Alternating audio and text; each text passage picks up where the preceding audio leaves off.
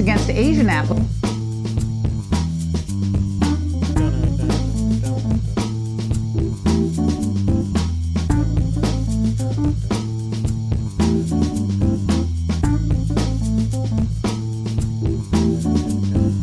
What's up, everybody?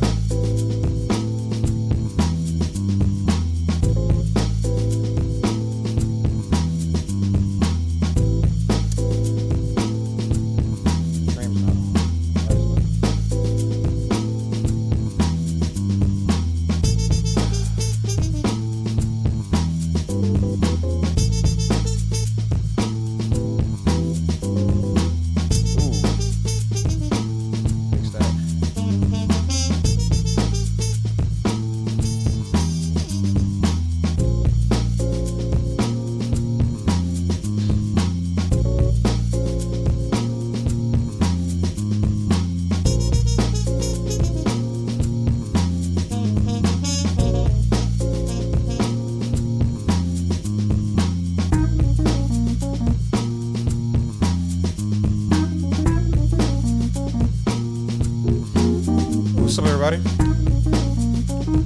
Welcome back. Welcome back to the stage of history. As soon as I find out how to turn this volume down.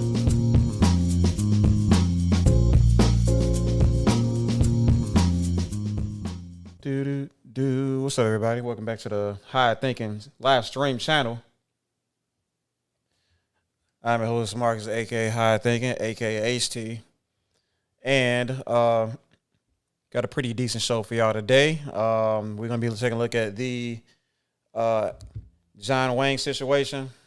If this is just for everybody, that's concerned, yes, this is a restream. This is a rebroadcast attempt at this. So if you're tired, if it's still fresh in your mind about my last coverage, it's pretty much gonna be the same thing. I'm probably gonna repeat this again whenever more people join in on the conversation. But oh, hey Tisha. But I'm gonna be again, this is a restream attempt. The first recording kind of things went haywire. I guess my audio was all screwed up. Yeah, happy regular Tuesday of the week. Yeah, you got that. You got that right. You know me well. But yeah, like I said, this is a restream attempt at the Andrew Wang. I keep calling this dude Andrew. At the John Wang situation. Like I said, things went crazy. My audio was all screwed up the last time I recorded all this, so I'm gonna try to go through it again. This time, maybe a little more clean, a little bit more concise, clarify everything, clarified more. With more fluently and transparency and all that good stuff. Otherwise, as far as updates are concerned, yeah, like I said, my that one video is doing great right now. YouTube is definitely doing this thing and keeping it on in rotation. A lot of people have been. I'm getting a decent click through rate on it. It's on the. A lot of people suggested list. It's a simple. Quite simply, the algorithm has just blessed me. Because to be honest with you, so with that said, I'm definitely gonna be keeping this channel more so on the political side because that's apparently what the people want to see. Or at least that's what a lot of my audience want to see. I want to give everybody what they want. More Claude Anderson, more black social economic issues. But I'm still going to be talking about the stuff I feel that needs to be spoken about regarding what's going on, or regarding everything that's happening in America right now. The big conversations that's happening, on both the left and the right. Consider to help give my 2 cents on social issues regarding people's opinions and stuff like that, my take on it, what aligns with the reality, what is just based on people's emotions, and you know what I'm trying to say. People just trying to get what they want out of people without further empathizing with their what the alternative, what the other people's stance is. And a quick example of that making a lot of sense. A lot of people want things, but they don't take in consideration what's necessary to what they're not taking into consideration what other people are gonna give up in order for those people to get what they want. You know what I'm saying? It's kind of like a me thing, and they're not addressing they're not addressing what you is gonna go through in order for me to be happy. You know what I'm saying? So a lot of stuff going on. There's a lot of what's that man name? John DeSantis. What John DeSantis? Ron DeSantis. He done went crazy down there in Florida. So that's the thing that we need that I should talk about one of these days. A whole lot of it's everything ranging from who can step in what bathroom to what's that thing called? And immigrant rights and stuff like that, and holding accountable the businesses that are employing these people without proper documentation, proper citizenship. So that's important stuff. Teacher says I like to see reactions. I want to see some reactions too. I think that's what the people want. Give me a second. Please don't fall. All right, money. But yeah, so we're talking about John Wang today, everybody. And I think I'm pretty sure a lot of y'all know a lot about John Wang already, and you want to hear what AC has to say about John Wang, and that's perfectly fine. That's what I'm here to deliver. So let me just set a couple things. Well, my chat is actually working today, so I'll be able to do some. I'll be able to post up the panel link this time. Last time I was trying to hold the panel that it didn't want to function correctly. So it should be able to work this time though. So yeah, we're gonna have a panel discussion later on for whoever want to participate. Just have a quick conversation going on about everything related to today's live stream. So without further ado, once again, this is AC, aka High Thinking, coming at you live. And in today's video, we're going to be talking about not Andrew Wang. We're going to be talking about John Wang and a lot of things pertaining to the John Wang situation. His particular stance,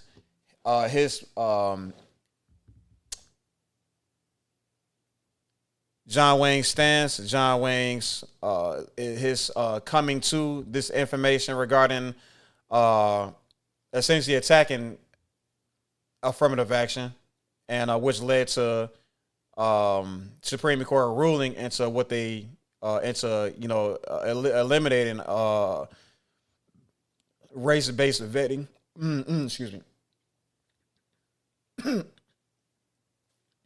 Including race into the vetting process on who it gets to enter their schools and stuff like that. You know how that relates.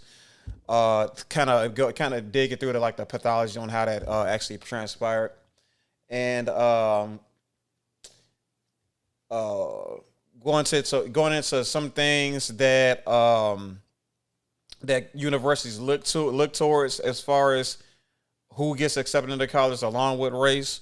And some surprises there, actually, some things that should be discussed that a lot of people don't want to talk about. We're going to look at some we're going to look at some universities' race demographics and take a look at what the truth is behind race demographics and this whole stance that this coalition, students, these students that's been trying to get behind eliminating race and to being a determining factor of who gets accepted into colleges and these universities. And then we look at good old Joe. Look at Joe Biden's reaction towards to the Supreme Court ruling on what they on affirmative action, on the banning of including race as a determining factor on who gets accepted in these universities. So without further ado, I want to start things out with, I guess, introducing you to this sister, this Nis C social lady. She does a lot of commentary, a lot of political, social commentary regarding a myriad of topics. This being one of the somewhat recent ones, well, 2 weeks ago. Somewhat of one of the more recent things that kind of came up. She typically leans right on a lot of her stances. She probably identifies as centrist at least. Whatever. Like, if you want to check her out, want to see her full video, you're perfectly welcome to do so. And but right now we're gonna just be looking at what she found to help establish her stance to begin with. If you want to hear her take, find her video and check it out for yourself.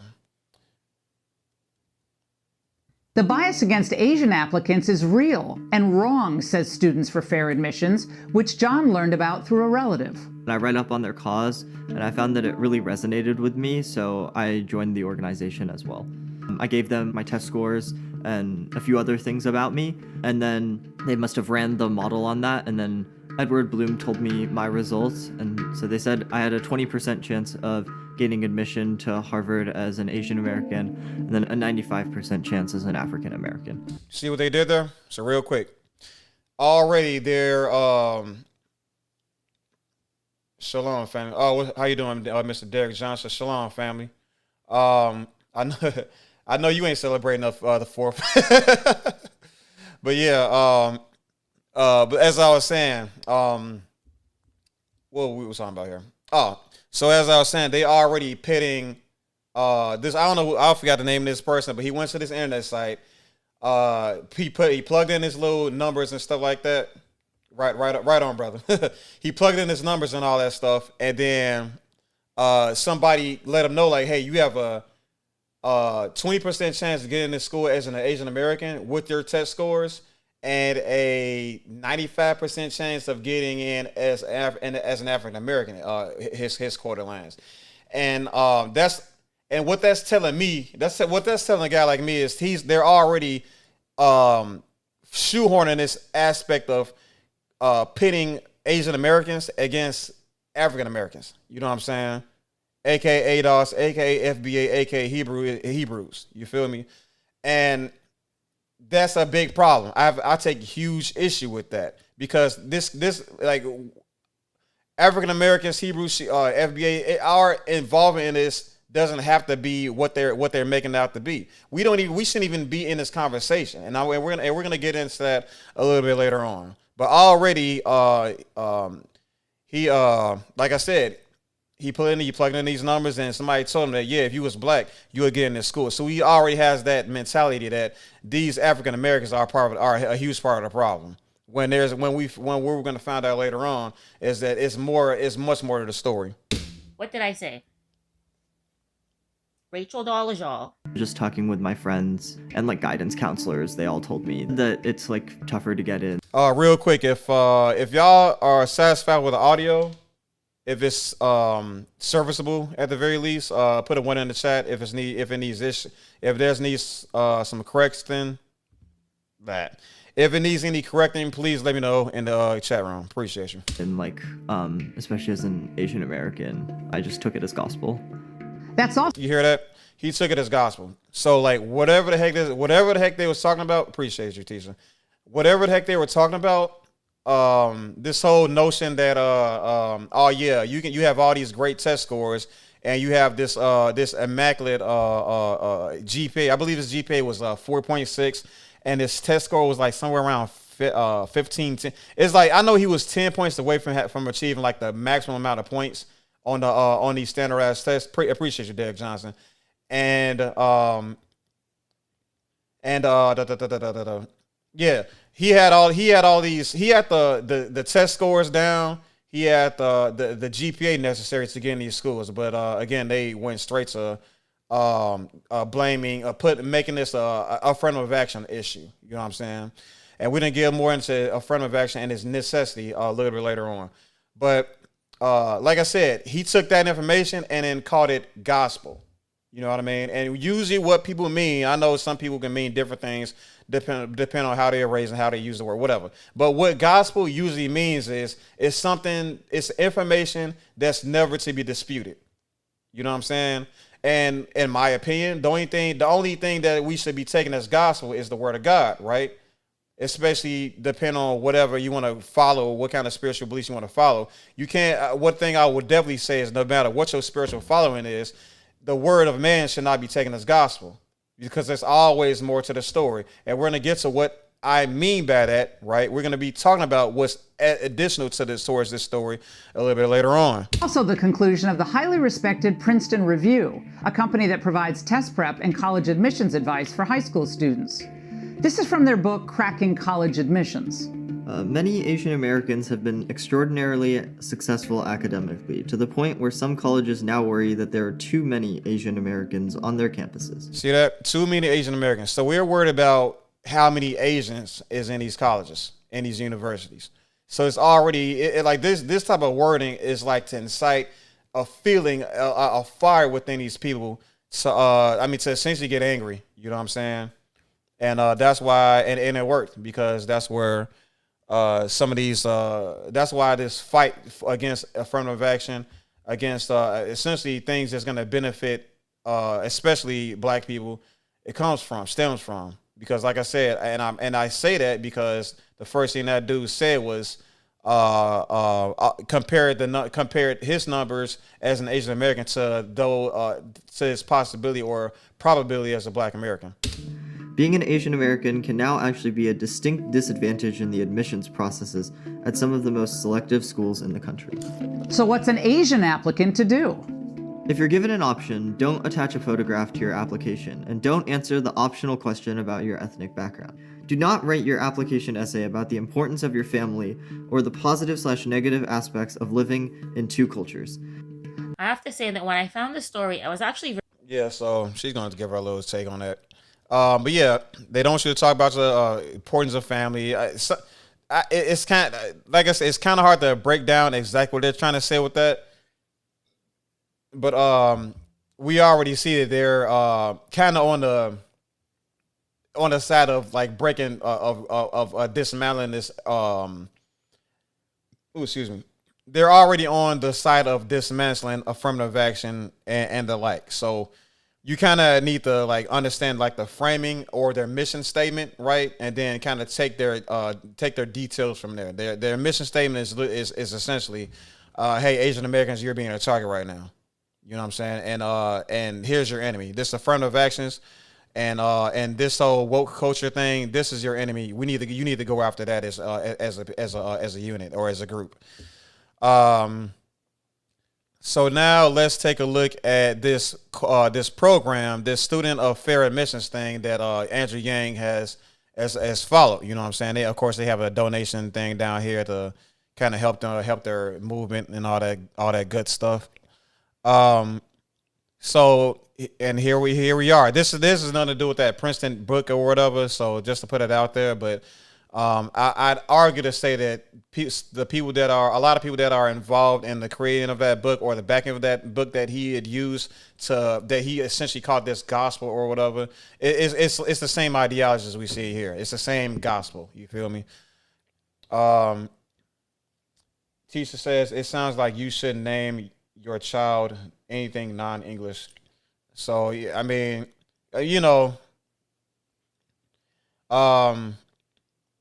name. So you talking about like names and stuff like that?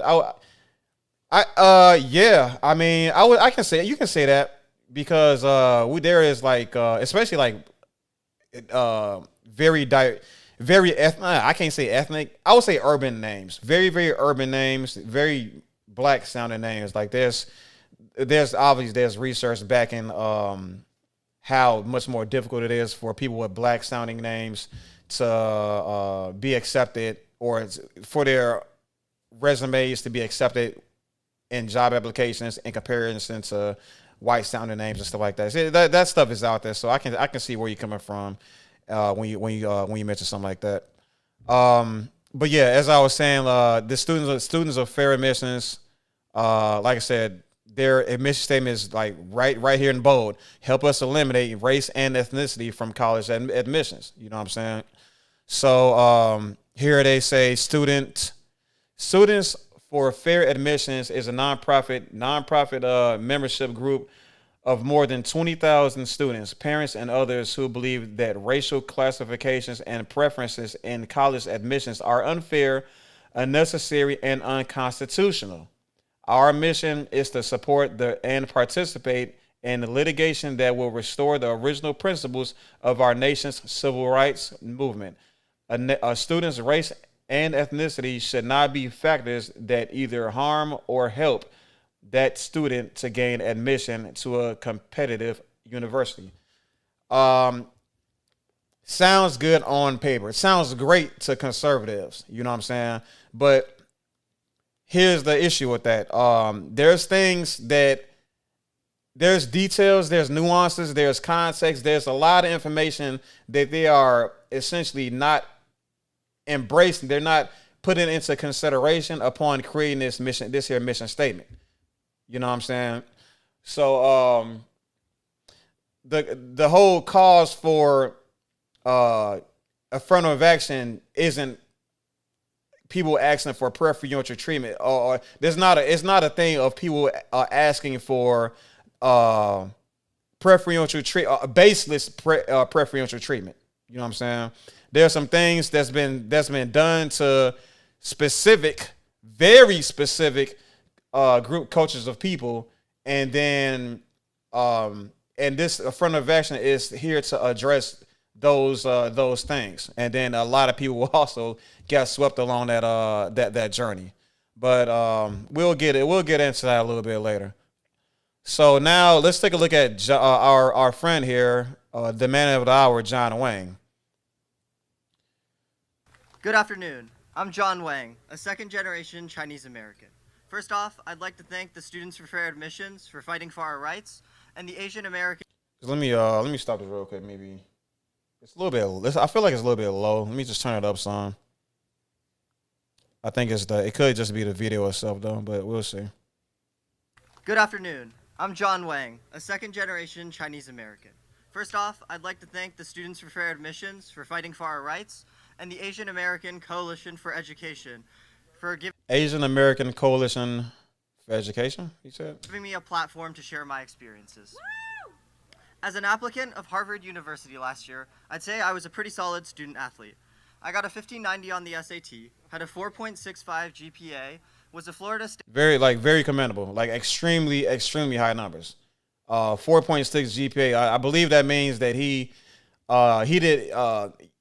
First of all, he likely got all A's in all of his classes as a high school student, and then he started to take college courses. And those college courses, I believe, if I recall correctly, it actually contributes towards your GPA. So you can actually create a situation where you exceed the 4.0 GPA because you are participating in college level courses as a high school student. State Quiz Bowl champion and was ranked 180th in my class on the Rolex Junior Golf Rankings.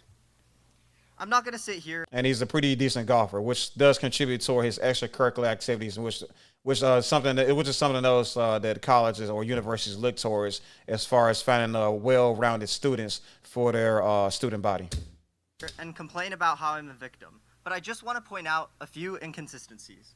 Colleges say that Asians aren't personable, that we don't have passion for what we do, that we simply do what our parents tell us to.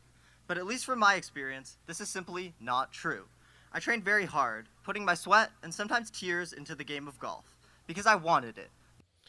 Generally, generalizations like that, when you make sweeping generalizations about an entire group of people, typically they're going to be wrong. You know what I'm saying? So it's in your best interest to not say all, right? And which is usually like the cause. Like, that's all you gotta do, just say not all, and then you can pretty much say whatever you want to say after that point. But if he's gonna address some things that were said about all Asian Americans or Chinese Americans, then he has full right to address this argument the way that he has. However, I'd argue to say that if we dug up this exact reference, whatever he's referencing, if we were to find these exact quotes, I'd wager to say that they didn't say all Asian Americans are like this or whatever type of indictment they placed upon all Asian Americans. Not because someone told me to. In fact, I cared so much that I began studying golf stats, eventually creating a data analytics app to help me and other junior golfers identify our weaknesses and determine what to practice. Sure. The best part of it all is that when I was being recruited for a program, I was told that I can't major in computer science and play collegiate golf at the same time. Turns out, they don't care about passion. What universities like Harvard really want is to hit their numbers on demographics, limit Asian American acceptance, and lock us into a rat race. Okay, so now he understands that. Okay, yeah. So he understands that these major determining factors as far as how to get how they choose their students and stuff like that to join their student body is a load of BS. Apparently, that's what he understands. You know what I'm saying? And which is likely to be a fair assessment. We can probably say that, sure. However, his how do I put this? He took that realization, that observation, and he needed to find a reason for it. And his reason for it was, bam, it must be those African Americans and affirmative action. That has to be it. Where, in my opinion, right, that's just a little bit too, it's a little bit too short-sighted. Like, there's more to look at than just, it's more to look at than what black people are doing and what affirmative action has allowed for. Because so he's talking about, it must be race relation. It must be the racial quotas. So we're gonna take a look. We're gonna take a look at his argument also. We're gonna take a look at just what's going on with this with these numbers and stuff like that, and these racial quotas that he mentions of. Derek says he visibly looks upset, but why?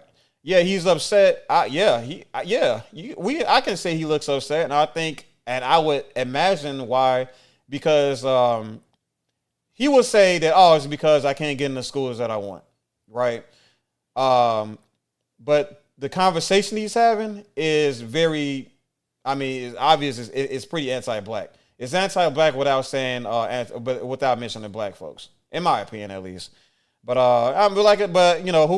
I can't necessarily read his mind, so I'm not gonna necessarily down that hill per se. They trot out their diversity slogans to defend this policy, but do they really care about African and Latino Americans? Or do by the fact he does mention the African people. So do they care about African and Latino people? Someone definitely needs to talk to him. And hey, hopefully he finds the video one way or another, and then understand the other side of the spectrum or the other argument, and then maybe at the very least open up the full range of possibilities that led to him not being able to be accepted in these schools. Do they have some other ulterior motive? You don't need a tinfoil hat to see that this looks a lot like the Jewish quotas of the 1920s. The Jewish quotas of the 1920s. The Jewish quotas of the 1920s. So he's bringing Jewish people into this conversation. Jewish people have not at all been part of anything to do with this, up to this point. But he's bringing them into the conversation. Let's see what he says next. I think this is the tip of the iceberg of a larger problem plaguing the Asian American community. We're easy to pick on, and we don't stand up to ourselves. We don't stand up for ourselves, just like the Jews used to be. So what did they do to rise up? They became more represented in government and took over the legal and banking systems. Really? Isn't that amazing? Okay, see? This man went straight to talking about how the Jewish people, he went straight to talking about what Jewish people are doing with their money. Which is interesting. You know what I find interesting? Every time I've seen, when you see Elijah Muhammad talking about what Jewish people are doing with their money, he gets indicted for it. When we saw Louis Farrakhan talk about, not Louis Farrakhan, who's next? When we saw Malcolm X talk about what Jewish people are doing with their money, he gets indicted. When we see Louis Farrakhan talk about what Jewish people are doing with their money, he gets indicted. When we saw Ye talk about what Jewish people are doing with their money, he gets indicted. When we see anybody else say anything to do with what Jewish people are doing with their money, they label as Tisha puts it, anti-Semitic. Am I lying? No. So that's what will usually happen, right? Had anybody else said something like this, but there's no mention of this kid being labeled anti-Semitic in the press, and he more or less is, and he's going to be met with applause at the end of this speech. Because at the end of the day, money and power do a lot more talking than statistics and debate. What up, Patrice? Oh, nice to see. Thanks for sliding through again, Patrice, bro. Again, this is gonna be like a restream, a rebroadcast of a past live stream because my audio was completely screwed up. So I'm gonna go ahead and try. We're gonna go ahead and try to go for this again. And I appreciate you sticking around and being patient with me as you was last time. Like the Jews, we need to fight for every right we deserve. I'd like to thank the Students for Fair Admissions for starting a chapter in the fight for equal education rights. I strongly support SFFA's cause, not just because it benefits me, but because, as MLK said, injustice anywhere is a threat to justice. And they love talking about MLK when it's time to talk about MLK, but they're not talking. He don't want to address the fact that these affirmative action things, this whole entire conversation, it has been started off the back of MLK himself. So it's really, really convenient or really, really peculiar that he's overly, and these people are overly willing to bring up MLK to further their agendas and stuff like that, but they don't want to talk about what MLK truly stood for and what he was advocating for, and maybe even why he was assassinated. It's everywhere. These people eating this stuff up. This is only the beginning, but I'm determined to keep fighting the good fight, and I hope you guys will do the same. Thank you. And by good fight, he means the fight that benefits his side. That's what he means by good fight. So just be aware of that also. But yeah, like I said, very interesting speech from our friend John Wang. And it's like I said, it's mighty funny when we see Ye hop up on a podcast and have a 2-hour conversation with these people. And which is actually, when you actually sit down and listen to this entire thing, you'll actually see how you actually see moments where he embraces the arms of a Jewish a person that's on the podcast. How he realized that, hey, these people, he compliments these people for making their problematic situation into something extravagant. You know what I'm saying? They took back their power and they made something amazing with it. You know what I'm saying? He gave them a lot. He gave them a lot of how do I work this? There was a lot he said during that interview that was pro-Jewish people, and he how do I work this? He more or so used their trauma and use it as like a way for use it as like a template for black people to follow in order to reach the greatest that they've achieved for themselves. That's a lot of the conversation that he had expressed on that podcast. But the only thing that the media took out of that was just those viral clips of him saying anti-Semitic things. You feel me? Derek Johnson says he doesn't have my back. Heck no. We'll talk more about Ye in a little bit, man. But just this kind of work. But it's like I said, brother. That's a lot. That's a lot of what Ye was talking about on that podcast. I'm not certain if that's exactly what you was referring to, but if you want to talk more about it, I'm gonna have we're gonna do a panel discussion a little bit later, and we can clarify that to at least a little bit to a little bit stronger detail. But let's move on a little bit. Let's talk about affirmative action a bit. What's all of this? Okay. So here's we're at bestcolleges.com, and then we're looking at the United States public view of top factors in college admissions in 2022. So let me check this for a second.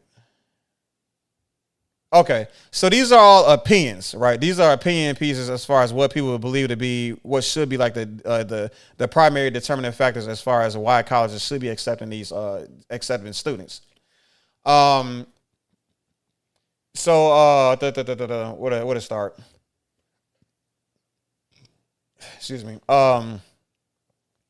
So at the very top here, everybody said. I should also mention that colleges or universities have not went on record to share what exactly they look for in these and what they look for. I'm sorry, how do I word this? Universities has not gone on to record to exclaim what they look for and bringing in students and or the students into choosing into selecting the students to join their student body. Like no, they have not come out and say, oh yeah, we put high school grades at the top. The second highest thing is test scores, so on and so forth. It's probably very specific, depending on everybody, every college applicant and all that stuff, and what all they put on their little documents and stuff like that. Derek says, I'd rather go to MIT than Harvard if I was him. Okay, I don't know much. MIT. I don't know much about the pros and cons of all these different colleges, Mr. Johnson, but that's interesting that you say that. I personally don't know everything about all of these universities, nor the pros and cons of all of them. So, hey, if you could share more about it, I'd love to know a little bit more about these universities and what makes one better than the next. But so like I said, at 93% here, everybody, most people seem to believe that high school grades should be like the best, the main thing these colleges or these universities look for in selecting these college applicants. Second highest thing is standardized test scores, which both of which Mr. Wang has done exceedingly well in. You know what I mean? So that's props for him for doing that. Community service involvement. So this is to do with like things outside of book work and stuff like that. Like, what do you do with your extra time that benefits the community or benefits just things outside of you and yourself? They're looking for well-rounded students, and for a few reasons, I would imagine. Specific reasons I really can't put my finger on per se, but I can understand why they would want. Well, I can understand why that's a good reason to want well-rounded students to join your student body, considering everybody wants it, considering so many people want to be a part of these schools. Being the first in the family to go to college, there's a good reason for this, because this is like one of those humanitarian type situations where we're trying to build something. We're trying to give more families a fighting chance in this capitalistic system and stuff like that. So that's a good faith, a humanitarian type response to helping families out and stuff like that. Athletic ability is, I mean, this is all money. This is all money and visibility and all that stuff. The better your school does in athletics, the better the more publicity your school gets. It could even be monetary bonus to this also. So yeah, of course they're going to have athletic ability on this list, and it makes sense why so many people believe it should be a determining factor. A lot of people benefit from this. A lot of people can't take advantage of this way of getting into schools. Race and ethnicity, and this is kind of what we're talking about here, right? A lot of people just don't believe that it should be a big determining factor, and we're gonna see just who make up this list of people that believe race and ethnicity should be a part of this list. And just I wonder if I want to go into like the exact reasons why. Maybe not right now. And then we have legacy, right? So like, and this is the weird one. We gender, like male, female. We pretty much get that already. Let me not go get ahead of myself now. As we said in one of our past streams, gender is starting to get a little bit fuzzy. You know what I'm saying? It's no longer male and female anymore, right? I mean, somebody in my last live stream asked me how many genders there are. You know what I'm saying? And I pulled that information up, and it's literally read there are 81 genders. You know what I'm saying? So that's going to be a very different conversation in the coming years, I would imagine. But I would like to. I'm pretty sure when they're referring to gender, they're talking about the two primary. They're referring to sex for the most part. They're talking about male and female. But anyway, going back up here to legacy, this is something that a lot of people they can trip a lot of people up. Nobody's and with that said,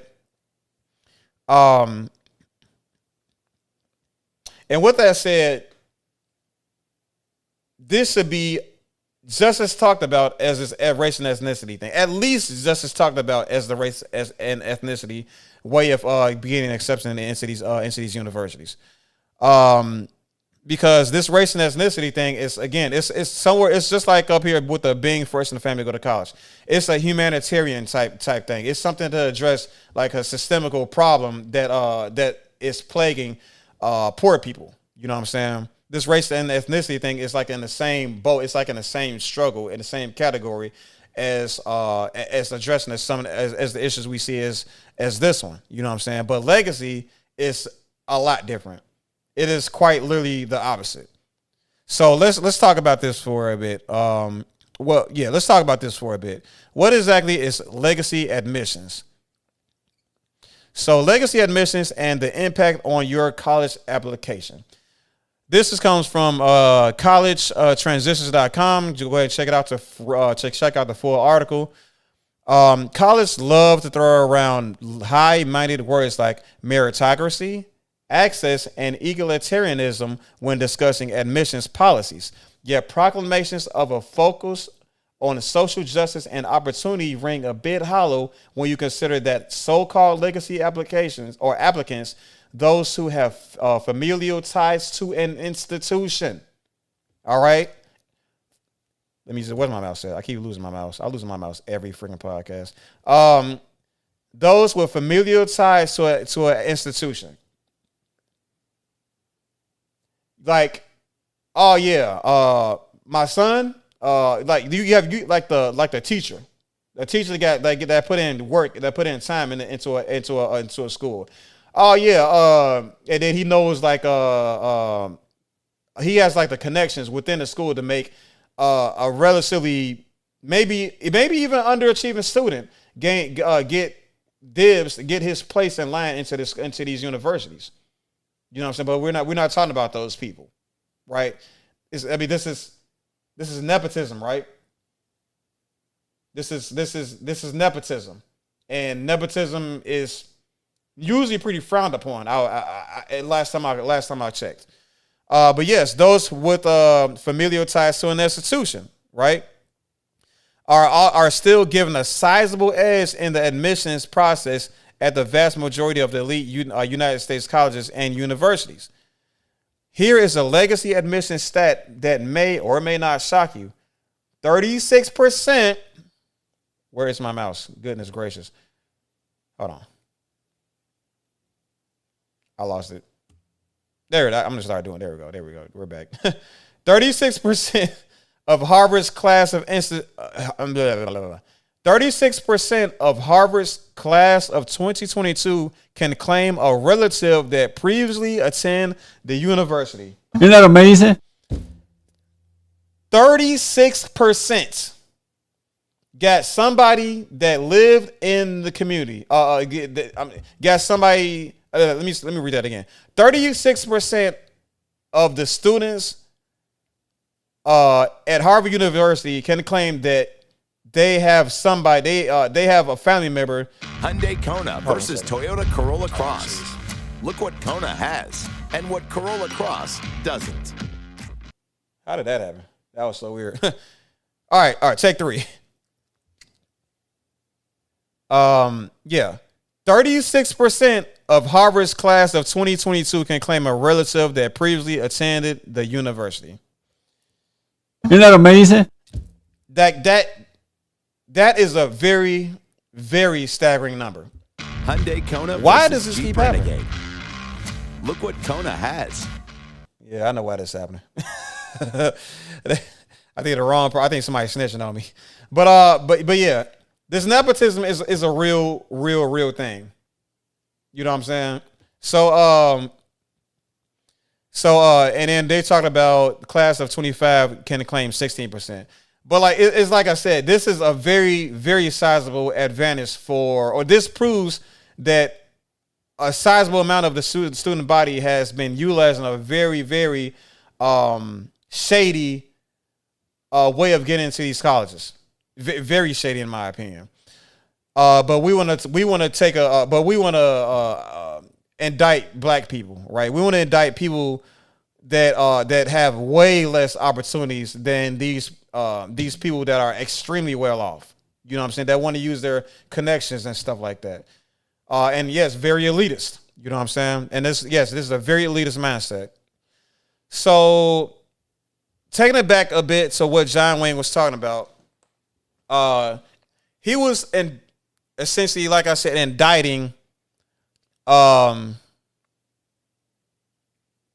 He was essentially indicting black people of getting into schools for just being black. Like that was like this huge advantage, and it wasn't. And and it's not particularly his fault. It's the grooming that occurred, because like I said, he reached out to one guy and they showed him something that he liked, and he again treated it as if it was gospel. He didn't do any type of further research. He didn't talk to anybody that were in favor of affirmative action and heard alternative perspectives and the like. He instead chose to get behind a program and sit amongst a large group and then they just it's the whole echo chamber problem, right? And I've mentioned I got a few sources out that exposes the problem I have a few sources out that detail or that bring notice to how problematic echo chambers are.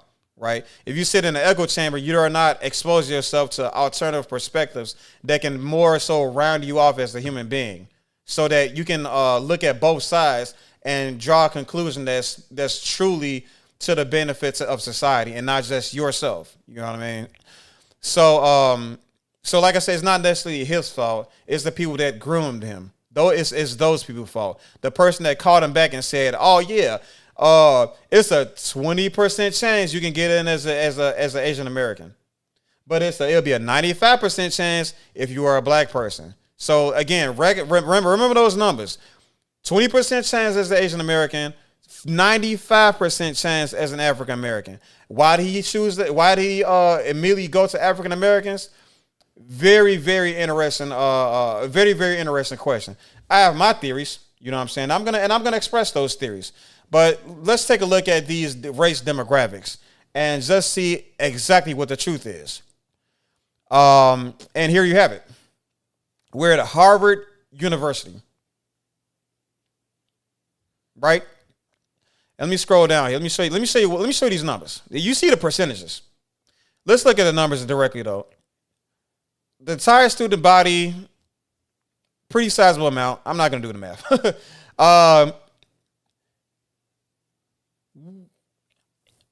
White Americans at the top at 1900. Asian Americans at 1200. Black or African American at 626. Hispanic 700. International, so on and so forth, right?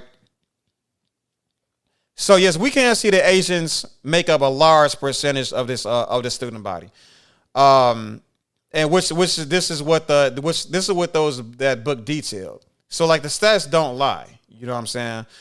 But immediately jumping to the indictment of black people, in my opinion, is extremely problematic, because there's other people here, right, such as Native Hawaiian and Pacific Islander at 7, right? So it's like, why do we jump straight to black or African American when Hispanic are pretty much in the same boat, international are in the same boat, multi-ethnic are much worse, unknown, right? Well, those are people that didn't disclose their information, and then Native Hawaiian or Pacific Islander being at almost non-existent.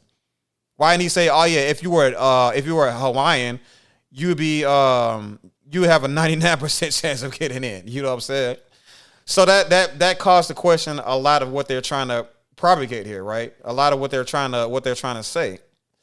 So like I said, they're trying to perpetuate this idea that that there's a cap for different. They're trying to make a quota for all these different nationality groups, specifically Asian Americans.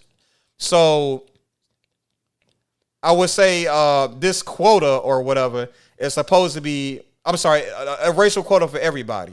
So if there's a racial quota for blacks and everything, what's the exact number? You know what I'm saying? How did you come to this conclusion that there's a racial quota to get a certain amount of blacks in? What about the racial quota for all these other nationality groups? How come there's no and if we're gonna cap Asians, you know what I'm saying? How come there's no cap on white Americans? What's the racial quota for whites and Asians and stuff like that? So it's like we're ready to jump straight down the mouths of groups that are already placing that have been systemically positioned in a place of systemically been placed into a hardship, like born into a hardship through via government regulations. You know what I'm saying? So let's take a look at Caltech Caltech. And Caltech is like apparently a really, really small school. Just looking at these numbers alone, like 300 compared to Harvard University, where the student body is clearly in the thousands. And we go to Caltech Institute, and we only got like 300 whites and all this stuff. So I mean, this I would say this barely even counts, to be honest with you. But like these numbers are like exceedingly low. But yeah, Asians leading here, with whites at about a little over 100 behind. Blacks, I mean, it's only 17 Black Americans here, so it's kind of ridiculous. Then we go on the Princeton University. Everybody knows about Princeton, and Princeton is, we have white people again. It's the same situation. White people leading the charge, being overly represented in this school. You know what I'm saying? It's weird because, again, the indictment goes straight towards African Americans when we can easily see, like, well, damn, it's like 600 more whites than there's Asians. Like, how come there's no indictments against the white Americans the white students that's going to these schools? Like, why can't they say, well, how come we can't get we can't get as many Asians as there are whites? Because Black Americans, it's only 400 of us. It's only 400 of us here. You know what I'm saying? Like, yeah. If there is a racial quota, if you don't want to empathize with what's going on in the Black America, then I guess that is what it is. That makes you that means you're just rejecting nuance and context, which is you're the only person that's going to be losing out on that, which is really a clear indictment on your credibility as a human being or as a person. So, which also means that we really shouldn't be listening to you, and you're not going to be able to change our minds. But for the most part, there's nothing. You say nothing about the white Americans that make up this large number, but yet you want to draw a parallel between what you're going through and what the Jewish people have went through in the 1920s. You know what I'm saying? And I'm just putting it out there. I don't see Jewish people on this list. You know what I'm saying? Unknown. You want to say unknown is that they would file unknown or something like that? Well, like what would they file? I'm just putting it out there. A lot of Jewish people will identify as white when the time is right. You know what I'm saying? So maybe Jewish people could be a part of this list, especially Ashkenazi Jews or Jewish. So, But instead, yeah, we want to go straight to indicting African Americans. We want to go straight to indicting affirmative action and getting rid of affirmative action.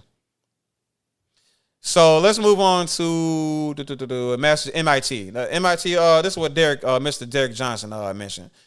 MIT. Asians are actually leading numbers. Are in leading here.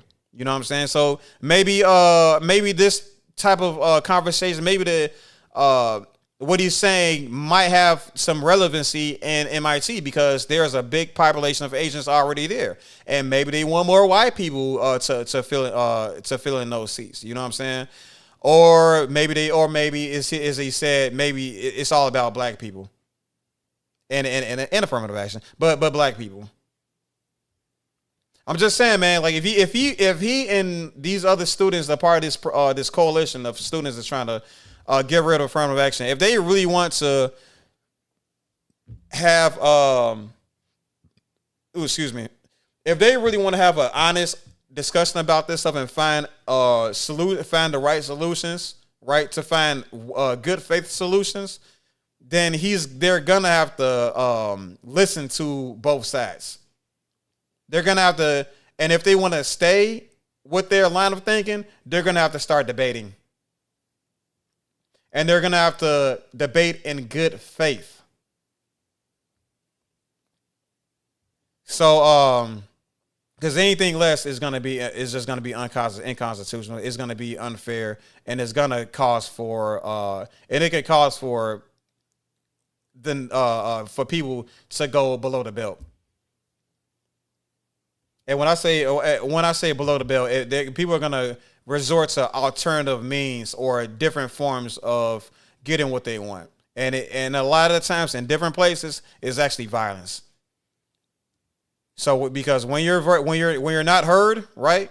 When you're participating in conversations with people that don't want to understand you, that don't care about your plight, your context, your what you offer, what you have to say, and your lived experience, then that means they don't want to empathize with you.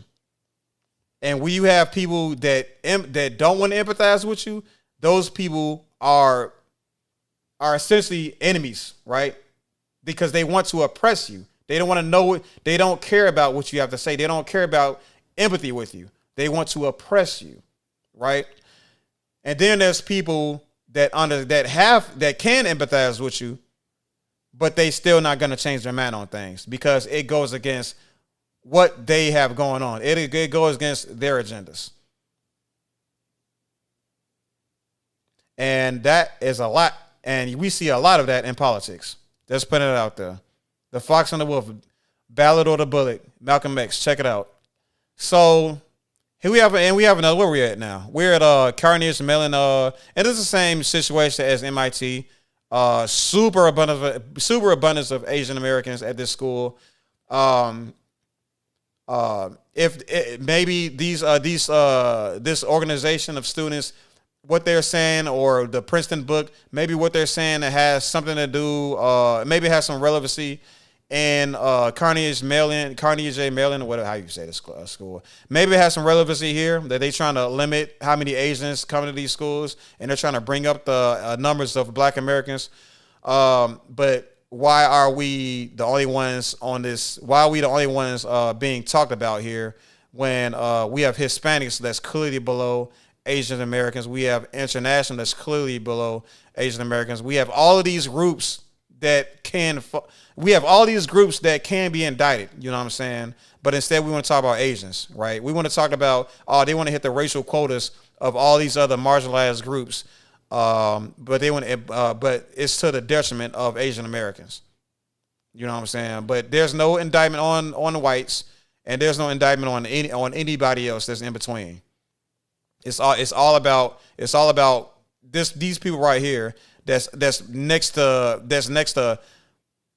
I mean, who's only above the two Hawaiian students at the school. You know what I'm saying?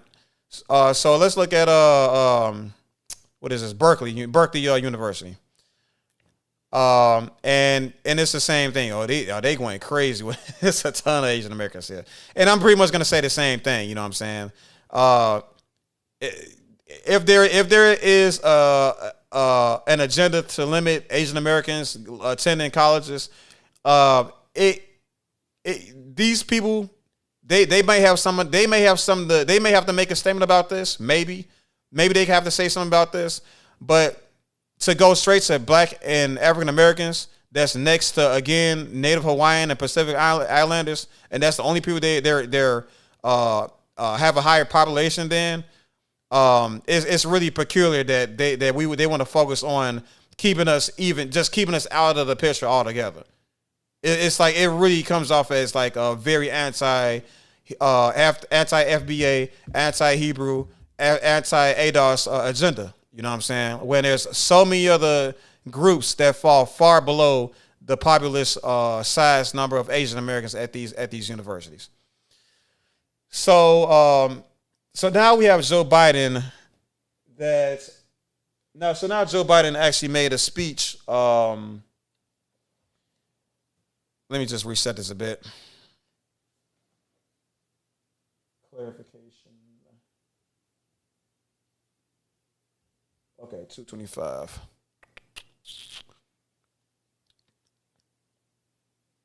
Uh-oh.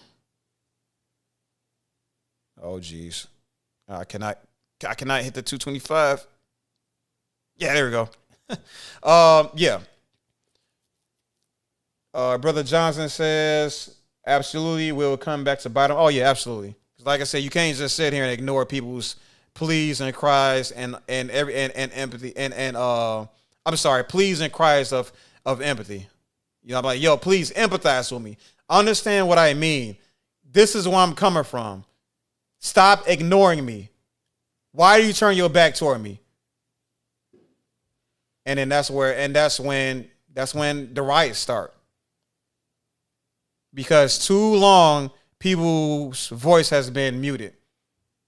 And then it's like I said, the Black people are like at the bottom of all of these lists, right? It's like a purposeful attack to keep us out of access to these universities. And that's just not fair. But Joe Biden is gonna clarify some things regarding this whole affirmative action process. And the reason why these schools should be keeping race as a determining factor as far as who gets accepted in these schools. Today, many people wrongly believe that affirmative action allows unqualified students to be admitted ahead of qualified students. This is not how college admissions work. Rather, colleges set out standards for admission, and every student has to meet those standards. Hear that? Isn't that amazing? You hear that? How many times have you heard about students being bullied for being accepted in a school because he's Black, he got to the school? Like there's entire agendas being set and talking pieces being created or crafted off the basis of, oh yeah, these students weren't they weren't because they were Black they were accepted, and they're how do I word this? What I was trying to say. How many times have you heard about students being bullied because they because they were Black in a school, and then they were being bullied because, oh yeah, these Black kids are only here because of affirmative action. That they somehow don't belong in these schools, that they're not smart enough to be in these schools, and that the only reason they're here because they're Black, because our school needs to meet a racial quota. And I as a white person, I as a Japanese or Chinese, whatever, Asian person, had to go sleepless days, sleepless nights to study for these classes and study in for these tests and all this stuff. And I earned my place here. But he didn't earn his place here. No, these people did earn their place here. They did stay, do these sleep go nights without sleeping to study for tests, just like they did. They still had to be well-rounded individuals to do it. You know what I'm saying? Derek says, don't believe this guy. Bear with me, John. Bear with me, Derek. We won't get to that in a moment. Just bear with me, brother. Then and only then, after first meeting the qualifications required by the school, do colleges look at other factors in addition to their grades, such as race. The way it works in practice is this.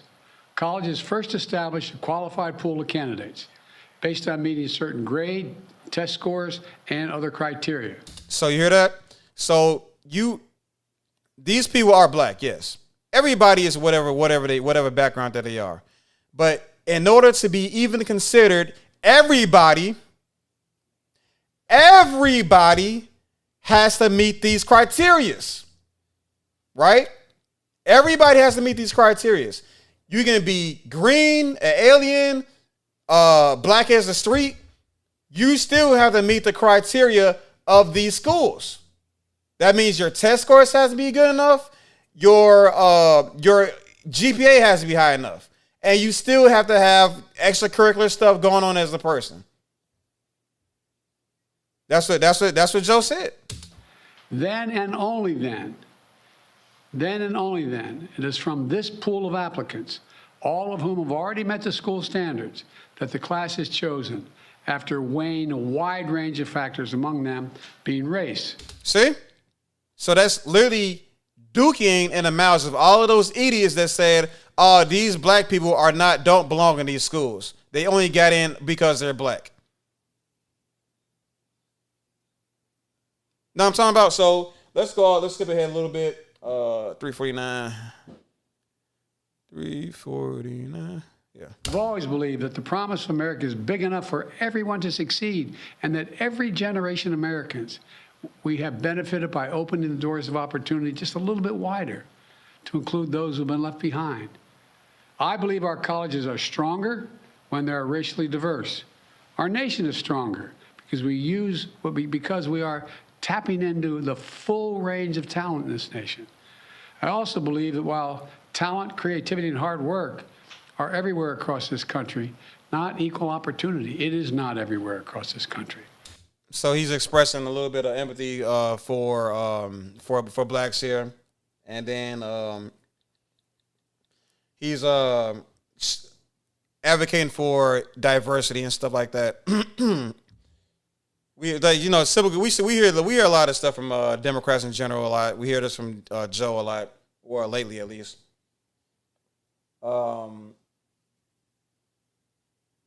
34-35.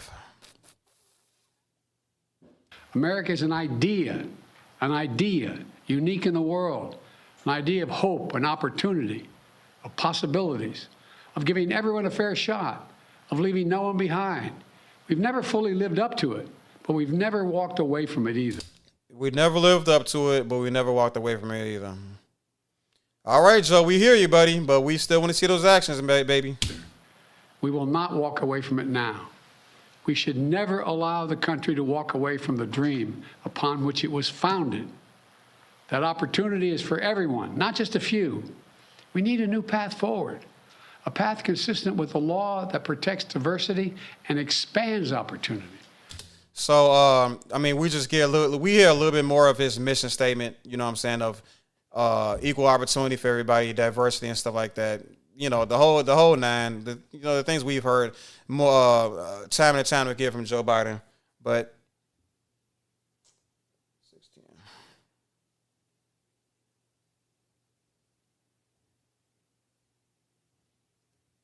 When a poor kid, maybe the first in their family to go to college, gets the same grades and test scores as a wealthy kid, whose whole family's gone to the most elite colleges in the country, and whose path has been a lot easier.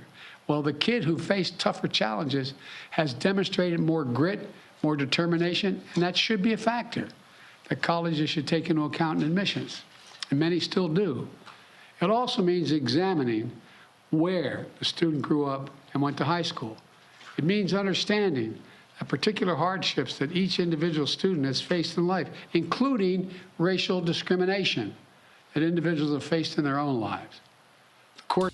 So again, this whole thing is more or less just to offer this other perspective, offer this other argument that a lot of these conservatives or these naysayers of affirmative action have, essentially been trying to attack affirmative action for. You know what I'm saying? This is the counter argument for those types of people. You know what I mean? Hey, this is what's going on in the houses of poor people. You know what I'm saying?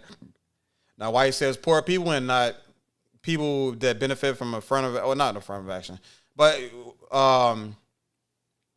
why he says poor people but not any specific marginalized groups? Probably just to lump in as many people into the category as possible, maybe to help with the empathy so that people can feel how they feel by way of being able to connect with them and all that, because I guess everybody can be a poor person, but not everybody can be black. Whatever, man. But affirmative action started with a way of addressing all the systemic hurdles that was placed before black Americans. But the court says, quote, well, hold on. Discrimination still exists? Yeah.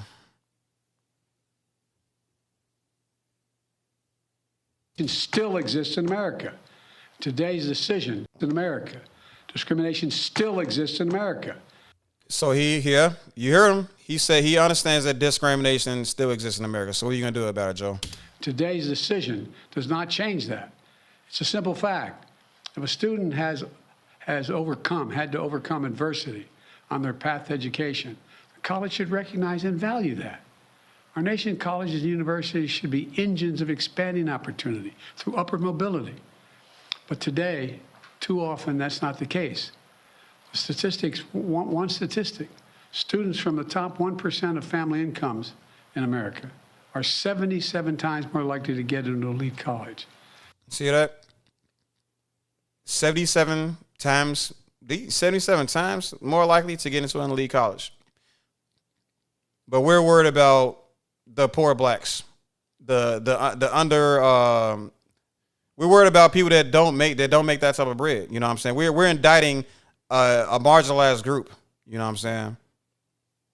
And all this stuff is easily accessible. This is easily accessible information. And Joe Biden himself is trying to reach out and let them know hey, this is what's going on here. This is the other argument. And again, I understand people don't like Joe and all that stuff, but this isn't Joe Biden speaking. This is Joe Biden speaking on behalf of the people with alternative perspectives. He's just a figurehead that's delivering a message. That he's just a figurehead delivering the facts. Now, what Joe Biden's going to do about all of this, who knows? Probably nothing, right? But what's important is that he's letting folks know, hey, this argument that y'all is talking about, y'all misinformed, and this is why you're misinformed. Than one from the bottom 20% of family incomes. 77% greater opportunity. All right, come on, Joe Biden, keep it together, baby. we need you to wake up, man. Today, for too many schools, the only people who benefit from the system are the wealthy and the well-connected. The wealthy and the well-connected. And as I said a little bit earlier in this live stream, we talked about legacy admissions, right? We talked about people that have that already are. I'm sorry. We're talking about students, right, that are getting these schools because they have somebody in the family that works at the school. As I said, I think it was 2022. It said 36% of students knew somebody that worked at this institution, that worked at the school, and best believe that they used that person as a reference to get in those universities. Best believe that those people that worked in those universities used their connections within the school to get those kids in. And this doesn't even bring notice to the people that donate to these schools, that donated these exorbitant amounts of money and disposable wealth to these schools, essentially to get their kids in the school.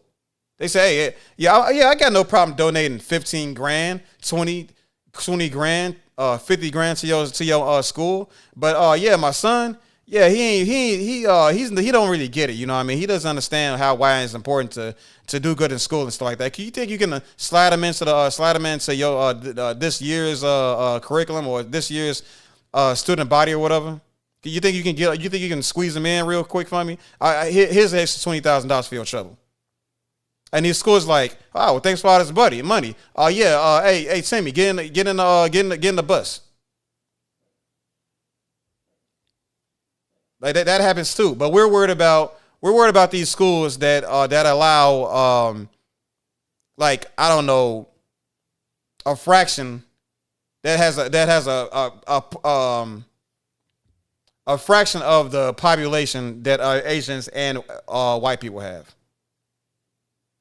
But they're so focused on the black people in these schools. Crazy to me. Have been stacked against working people for much too long. We need a higher education system that works for everyone. And there you have it. He says we need an education system that works for everybody. Right. So regarding, like I said, I like what Joe Biden's talking about, but it's as I said already. He's speaking on the behalf of everybody that's offering. He's speaking on behalf of those with the alternative perspective. You know what I'm saying? And regarding the legacy admissions, this is like we do see this as like a Democratic talking point as to why they want to keep affirmative action around and stuff like that. So that I will say that's a W on their end.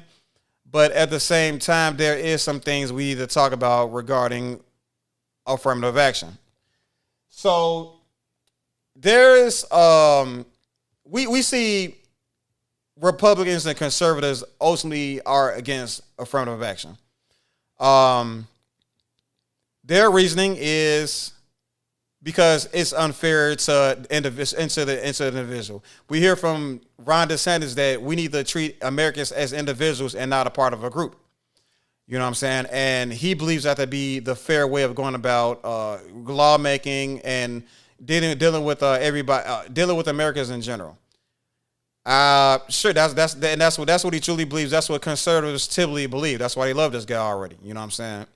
And that's problematic. For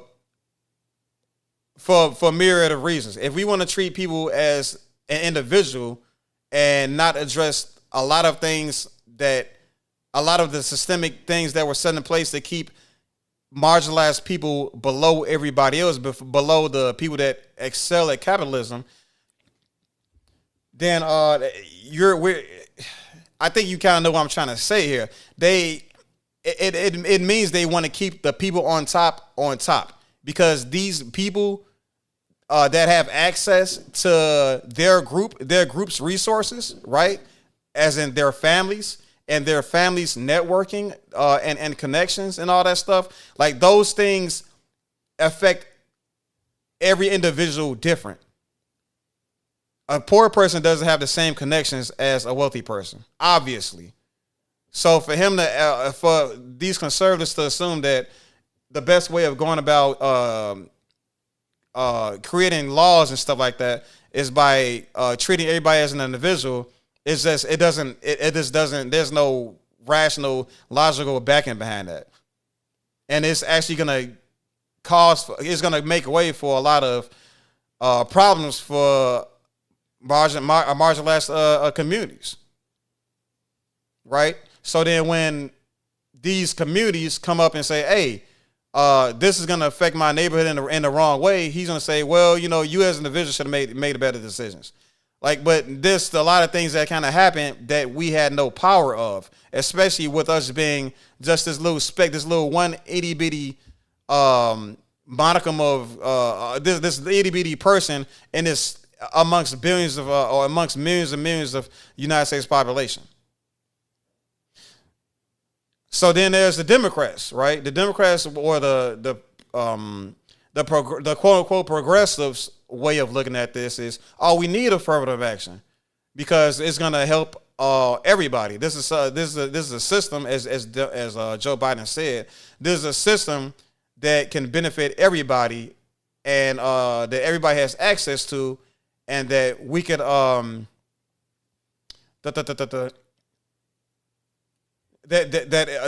it focuses on the lower and middle class, so that they have access to capital.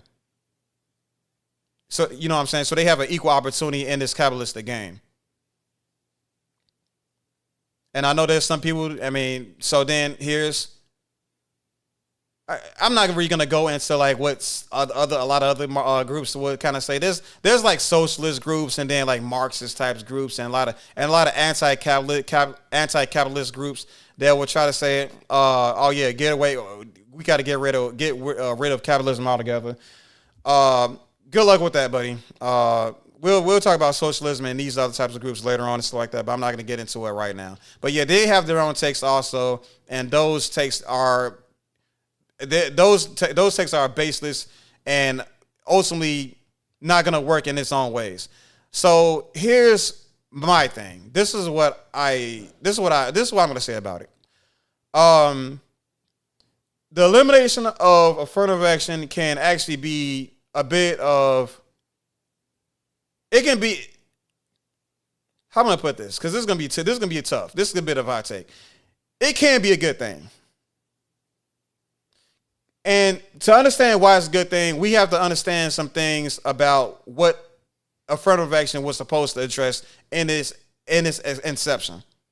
Dr. Clyde Anderson specifically said that him, and maybe a couple others mentioned that they came together and created this affirmative action program, this affirmative action bill that was specifically to address the systemic oppression of Black FBA, foundational Black American, Hebrew / ADOS Americans, right? That this affirmative action was initially crafted to address these systemic problems. And then sometime down the line, certain hands got a hold of it and they added nonsense to it. They added people to the program. They added people of color. They turned it from where they went from Black to people of color when it's supposed to be about ADOS, when it's supposed to be about foundational Black Americans, when it's supposed to be about Hebrews, when it's supposed to be about people that were owed reparations. You know what I'm saying? They added in people that had nothing to do with this issue, and then they added even white people to this list, like white women. So we're now white, and it's gotten to the point that white women are the biggest benefactors of affirmative action, right? So the elimination of affirmative action, I can't draw a parallel to both sides because I understand this affirmative action can be a boon to Blacks, but it's a Band-Aid. It's more of a Band-Aid type solution, right? But at the same time, I can still also find some agreement with what the conservatives believe, but for completely different reasons, obviously. This is not something I would vote for a Republican on, because we can come to the same conclusion that affirmative action is not the solution, but they don't think their solution is not our solution, or not my solution especially, right? So what I'm getting at is that if we're going to get rid of affirmative action, we need to get minds as nuanced and intelligent as Dr. Claude Anderson, right, to craft a new plan, a new affirmative action that is specifically targeted at righting the wrongs of systemic oppression, and specifically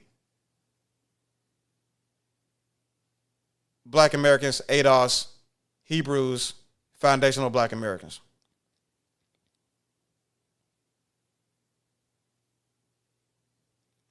That would be the actual, that will fix all of this. That will literally fix that would be the complete solution. Affirmative action, as it stood a couple weeks, before John Wang came in, became the straw that broke the camel's back.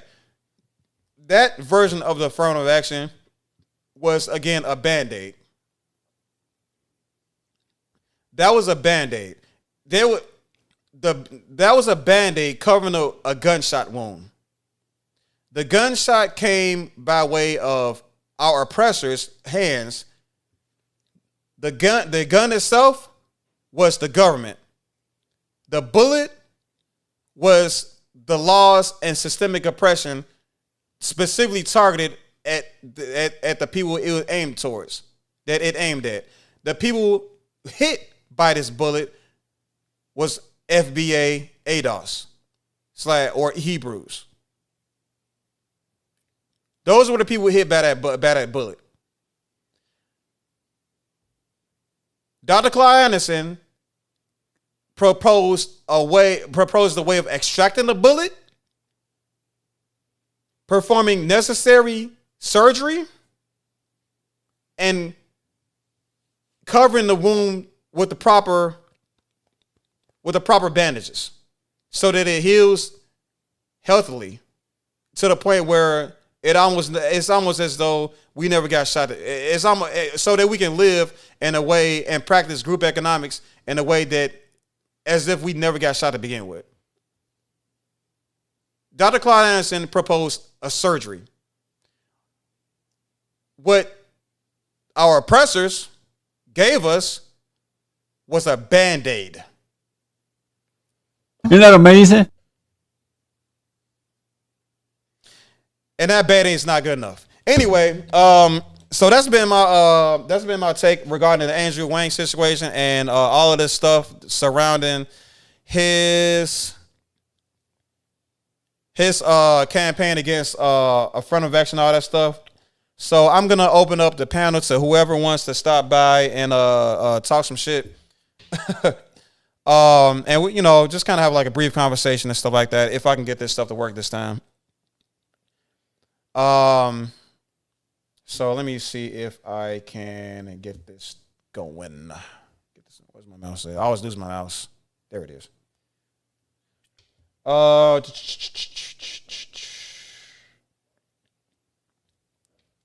So let me see here. Let me get Restream going.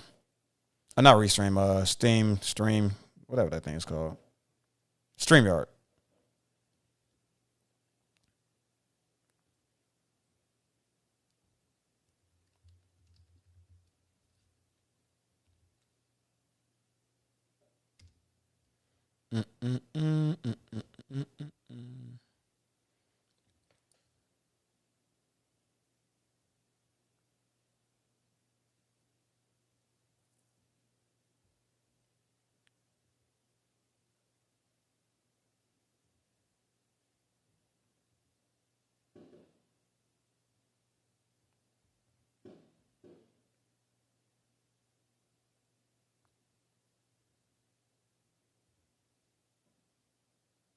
Create last. Oh no, not this.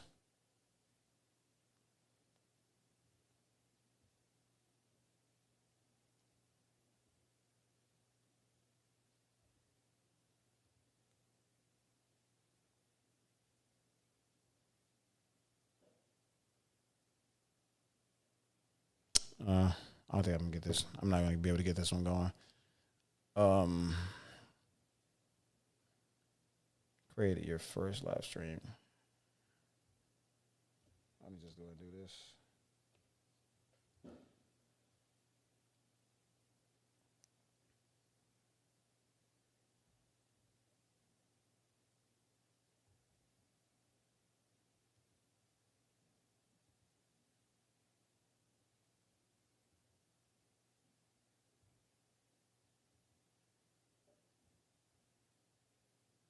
Oh, okay. That's why I did wrong.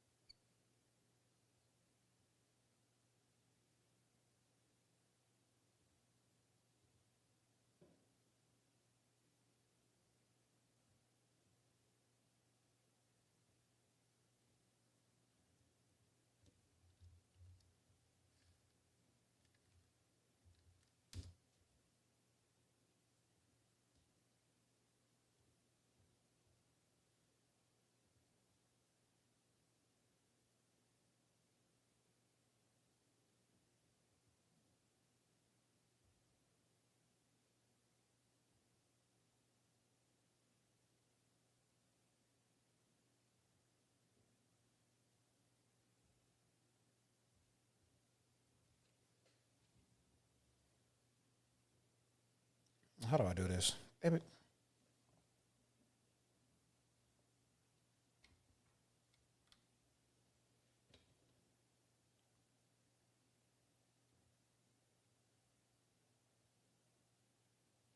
Meets.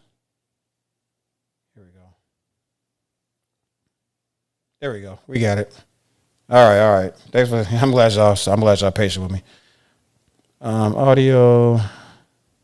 Test. Okay.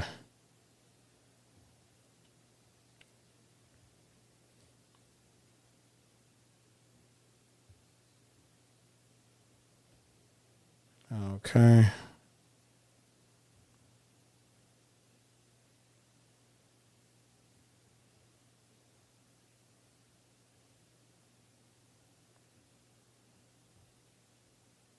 Browser source. Okay. So copy. Yeah. Browser source.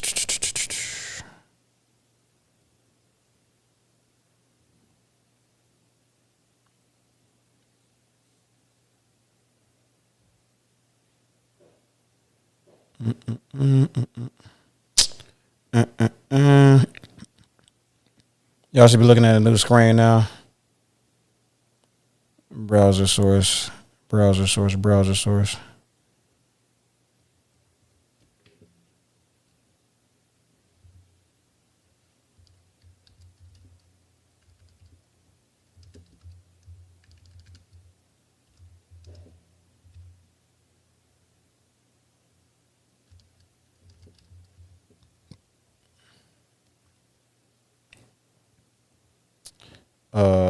I forgot.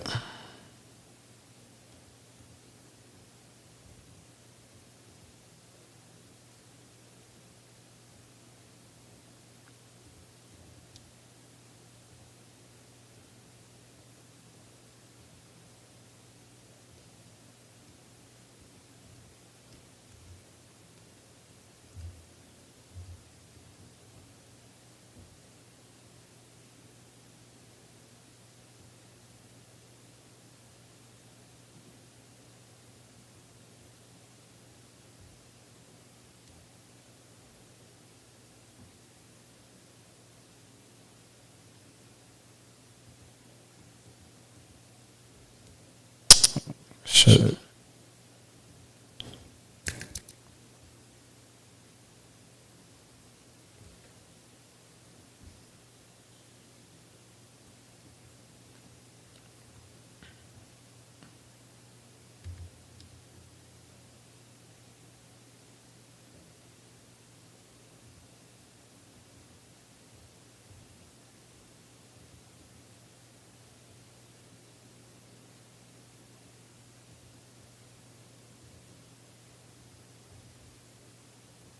Testing. For everybody that's still here, how does it sound? It sounds bad on my end. It's like extra loud.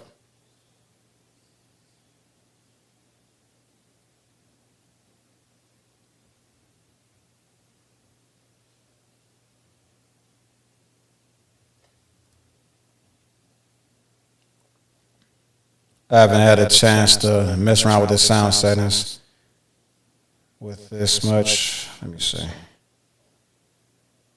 Okay, I know what the wrong is. I know what's the problem. Testing. Test. Desktop audio.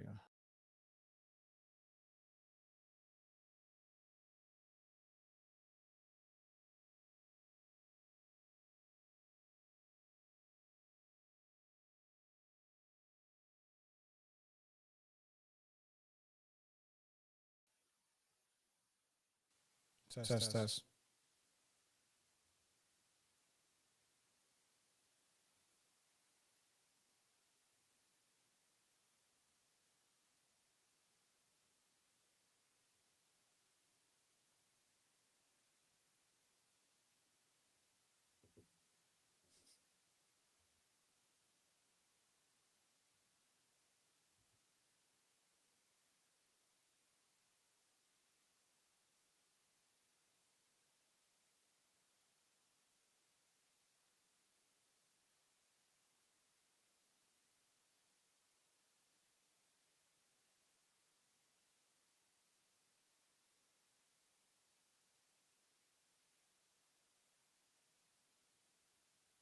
All right, so we should be able to get this going.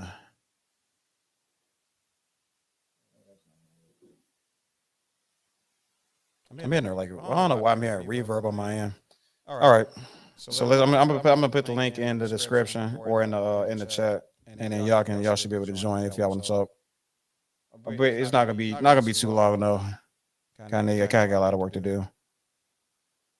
Um, let's see here. Mm,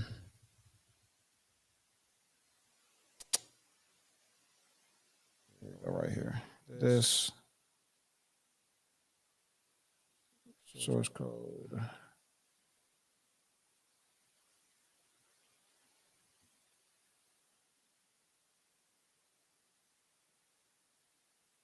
Wait, what? Oh boy, I got lost.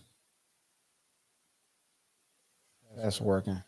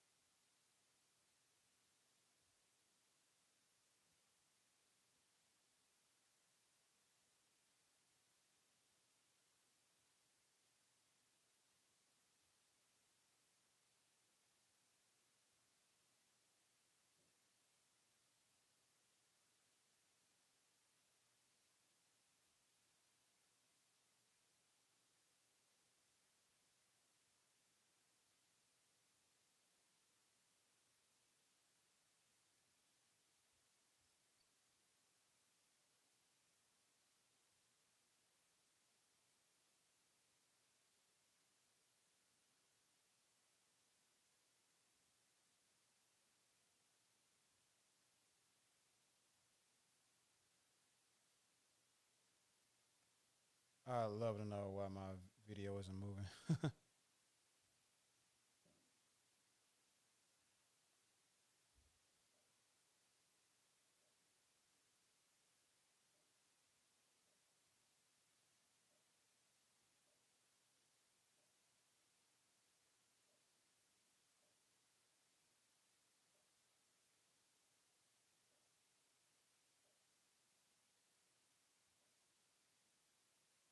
you